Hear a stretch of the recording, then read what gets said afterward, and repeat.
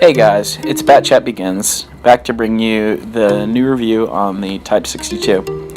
Now I know this review's been a long time coming, college has just been a bit hectic, and I'm sorry I haven't gotten out to you sooner, but you couldn't have waited for a better tank. This tank, my goodness, it's fantastic. It's got some of the best attributes for Tier 7. I'd say it right up there and rivals the Rudy. The Rudy and the Type 62 are just the best in my opinion for that tier. Even with the new contenders in the T6 Dracula, and there was another tank that came out recently, the T23 E3, those just can't compare to this tank. First, let's look at some stats. Armor, there's nothing to talk about there. It's got good hull hit points, but other than that, nothing much. Speed limit 60 kilometers per hour, but with its crappy engine power, it's not going to do well in rough terrain. It does have a good traverse speed and turret traverse speed, so you're able to circle straight real well. As far as damage goes, it's got a really nice gun. Basically, a lot like the Rudy, it just doesn't fire as fast. Has one less round a minute. Kind of shitty aiming time and dispersion, but that's countered if you use a vertical stabilizer. As far as the penetration goes, it's got really lackluster armor piercing, kind of like the Rudy, but the high explosive anti-tank with the 250 millimeters pin can rival anything. Armor angling is going to be negated when you fire those kind of rounds. Just make sure you don't hit spaced armor. As far as view range goes, 260 meters view range is just incredible for that tier. If you slap a binocular telescope on there, you're going to be able to get 325 negating rations. As far as consumables go, I would say run adrenaline instead of engine power boost, and you could potentially run a extinguisher if you are uncomfortable with getting lit on fire and you struggle with that. I run both rations and improved fuel because it already has good enough traverse speed, and it's not going to be able to outmatch the LTTB, so I just wouldn't run that. As far as equipment goes, I run quite a bit of heat, but you could bring it back and run a bit more AP. But like I said, AP is a bit lackluster. You could also run some more HE because this thing doesn't do a ton of HE damage, meaning that Rheinmetall Borsigs and Stirrup Mills take a little bit longer to kill, even with. This is the equipment loadout that I run. Binocular telescope gets that range up to 325 meters view range, plus rations will get it up even more. You should almost always run a tank gun rammer. I would say on some of the ones like the E25 or something that's just ridiculously long, maybe you shouldn't. But I also run the vertical stabilizers on this, and you'll see later that you really do need V-stabs because this thing struggles on the move sometimes. It really does. So, let's get into our first game. I had a friend help me out today, SnowyFeather from the Storm Clan. I'm going to leave her link to her YouTube channel in the description. I really appreciate it if you guys go check her out. She's a great person. She platoons quite often. She also is just a really good player, and if you ever need tips or anything, feel free to ask her. I'm sure she has some ideas and ways to improve your game. So, first game, we are bottom tier. We do have a friend on there. His name's Sean Song. He's from the AFK. He's a really great player. I've played with him multiple times. He's just a great guy. So, we do have a really good chance in this game with him on the team. So, I'm lagging a little bit thanks to the recording, so we started out a bit slow, but Snowy's going to take the first spot up here, and I'm going to go head on to the right and attempt to spot anybody going into town. As far as the view range, this map does really well with it. You can usually spot anybody going into ruins if you're where Snowy's at the moment. The only problem is, like I said, you have no armor, so if you get spotted, you're not exactly an HE magnet for medium tanks, but man, it really hurts when you get hit by like heavies or TDs. It just really isn't a good idea to expose yourself too much. So use that light tank camo that you get on the move and just try to position yourself to where you can fight one-on-one and just end certain tanks. Like these Draculas, they're not doing a good job of sticking together. They're letting me pick them off one by one, and even though they're rushing the SP, our team is doing a good job of moving up and negating the threat that they present. As you can see right here, in town, it looks like almost everyone's flanked besides these two Draculas, so I go ahead and call for the attack. I see that there's a T-44, but at the same time, it's better to get these Draculas out of the game. If you guys didn't know, they have the best power to weight ratio in the game right now, so they can really move. I'm not going to let that one get away, for sure. But I lag a little bit here, and I'm not able to get the next shot on the other one. As far as the situation goes right now, we got even number of tanks, but our spread isn't looking really great. They control 70% of the map. We do have the bottom left corner and now almost the top corner, but the real problem is this pincer move that this T-44 presents. So we're moving up a little bit in order to remove his gun from the game. I think it's paramount to do that at this point because you don't, like I said, want to have a pincer move between tanks. Now this heat ammunition is great, but with the recent heat nerf that many of you may have not heard about, heat doesn't do well with space tracks at all now. It struggles quite a bit. So if you do manage to accidentally clip track, it's most likely not going to pin. You'll see in a second I try to sneak a shot in on the IS-6 on the other team, and thanks to the lag I shot a bit low and it clips the track and just doesn't do anything. And that's changed the meta a bit for tanks like the T-54 and the Type 62 and just a lot of other tanks that shoot heat pretty regularly. As you can see, I clipped the IS-6 and just wasn't able to do anything. Now, when heat was just fine, it would have gone right through the IS-6 and done damage. Same thing here with the Jagdpanther. I clipped a bit of track that usually would have gone through if the heat nerf hadn't come through, but it's just the lag and RNG that's screwing me over a little bit here. We're focusing on the Jagdpanther in order to single out a target.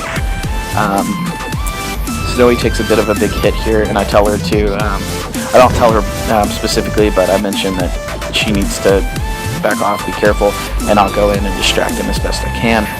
So what I'm going to do is I'm going to move in. I'm going to try to take out the Jagdpanther first, and then we're going to flank the IS-6 and take him out of the game. As you can see, the great traverse speed and the good gun handling, I say that in quotations because it does struggle sometimes, really make this tank shine. And I think that's something that could be said for the Rudy too, if you saw in my review.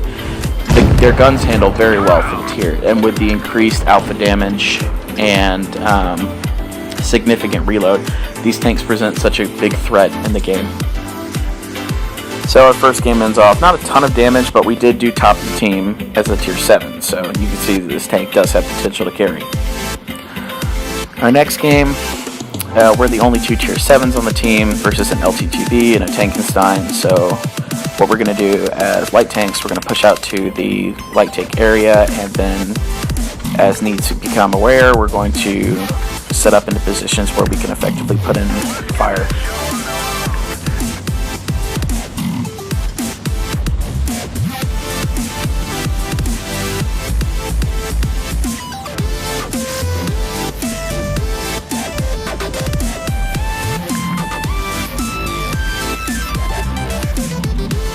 As you can see, the LTTB is spotted here, so I'm trying to move up and potentially get a shot onto him. I noticed right here I was spotted, so I was going to pull back, and I pressed negative in order to let Snowy know that I was spotted. And we move up here, and what I'm going to do here is something I don't do too often with a tank like this, but since the matchmaking is how it is, I'm going to knock a bit of a tree over here, and I'm going to let my binoculars kick in to see if I can spot anyone who's just camping over there in the bushes. Lo and behold, their chromo comes out. I accidentally clipped the track, but what we're going to try to do here is finish them off as quickly as possible, give ourselves a bit of an advantage. So, go for the next shot, and it just bounces. I was absorbed by the track more than it was a bounce, but what we're doing is just putting in some good fire here, putting in more damage than we're receiving, which is always a good thing. The MT-25 backs off. So right now you can notice that half of their team has gone full into town, so what we're going to do here is we're going to single out the LTTB and try to remove him from the game as quickly as possible in order to give ourselves an advantage. So right now I'm using the hill to conceal my location, and I pop up right here next to him, surprising him a little bit. Fortunately, because of the lag, I missed that shot. Might have been the shell velocity, but I'm not sure. We're putting in some good shots here, backing up and using the hill for cover. He makes a run for it, so I let my teammates behind finish him off, and what we're doing now is we're going to move up and isolate the KV-1S in order to finish him off. I move up here, and I notice that he is still pointing his gun in this direction, so I pop down, and I think, let's flank him, but then I see Snowy come behind me, She's headed that way already, so what I'm going to do is I'm going to head him that direction, and we're both going to attack at the same time in order to confuse him a bit. The other two tanks that are over there are still busy with our teammates, the AC-4 Sentinel and the Tankenstein. So we're using the fact that they're distracted right now in order to put in some damage here. You'll see something important that I do here. I shoot him, and then I don't waste time because I know that Snowy's got the shot, and I just go ahead and start moving. And that's something you should usually do. Don't hunt for damage all the time. Let your teammates finish shots that they already have their reload on. As you can see, kind of the poor dispersion on the move there. It does have a lot of turret swivel, or not turret swivel, but the gun does swivel a lot when you go over a hill or you hit a bump. It does take a second for it to settle back down. So we win another game, and you can see just how powerful a Type 62 platoon is with the DPM and the good mobility. We were able to really stomp on that team and not lose too much health in the process. Our final game today is a Tier 8 game. We are again bottom tier. No one we know is on either team, so what we're going to do is we're going to play how we usually play. Go for the closest objective, and then at that point attempt to defend the objective whilst putting in some shots into key members of the enemy team. Snowy is playing her second game in the Helsing, which is a rather situational Tier 7 TD that's come out. I'll try to put a review out, but I might not be able to get it. I'm pushing more for the Dracula because of the mobility. So, as you can see here, the team dispersion is some of the worst I've ever seen.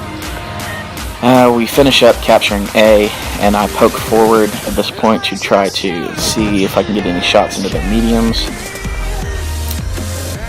At this point, the Comet on the left side is spotted.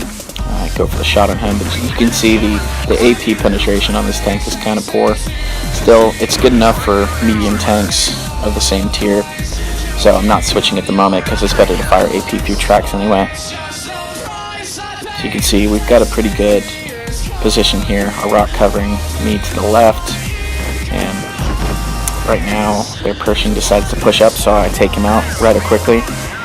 And their Comet's pushing up now, so I think, well, he's probably coming up to put some fire in, so I'm trying to back up as best I can. I try to track him there for my team, but the team does a good job of moving in and taking him out quickly. I noticed the SU-101 to my right, and I don't want to take a shot from that guy, so I move down into the riverbed, and we are trying to finish off this Comet as quickly as possible. I go for the tracking shot there, but it doesn't work.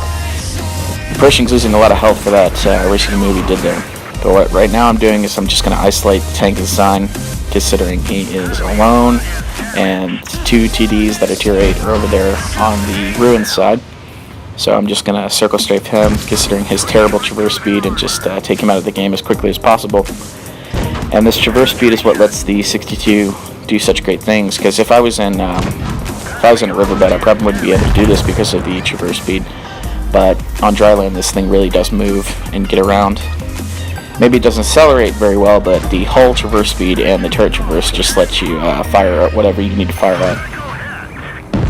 Unlike that Borsig, the Borsig has a rather terrible turret traverse speed, but it makes up for it with a rather great hull traverse speed, meaning that you can snap shots in that tank pretty easily. Now I'm fighting a VK-32 Ausd from about half health, and luckily our teammates are helping out here, and we're able to finish him off rather quickly, which is a blessing because I would have died here without my teammates. Unluckily here for myself, I switched back to AP, and I'm not going to pin the front of that SU, so I switch back to Heat, get one shot in, and he kills me off. So overall, with its great traverse speed, decent gun handling, amazing Pramo rounds, and good mobility, I think this tank makes for a good purchase, and it's extremely competitive at Tier 7. So I would recommend getting it the next time it comes on sale. Guys, this is Carlos, and I'm out.